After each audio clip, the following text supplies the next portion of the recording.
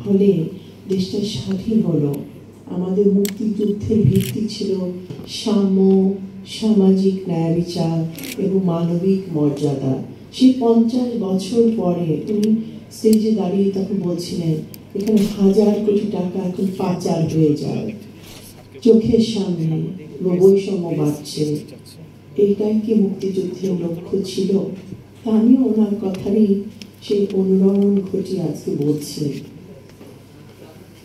আমার বাবার কিছু স্মৃতিচারণে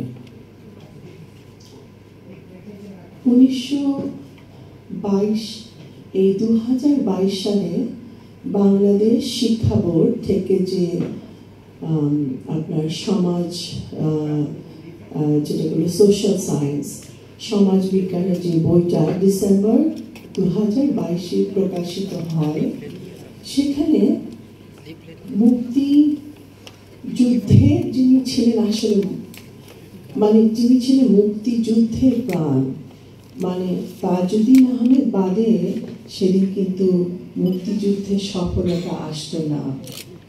বঙ্গবন্ধু যে স্বপ্নটা যে ইন্সপায়ার করে জাতিকে একটা জায়গায় নিয়ে এসেছিলেন, তারপরে কি হলো? সেই 9 মাসটা এমনি কি স্বাধীন হয়ে গেল? হঠাৎ করে উনি তো জেলে, পাকিস্তান জেলে, কিন্তু কাজটা ওই স্বপ্নটাকে তো বাস্তবায়ন কিছু মানুষই করতে হয়েছিল।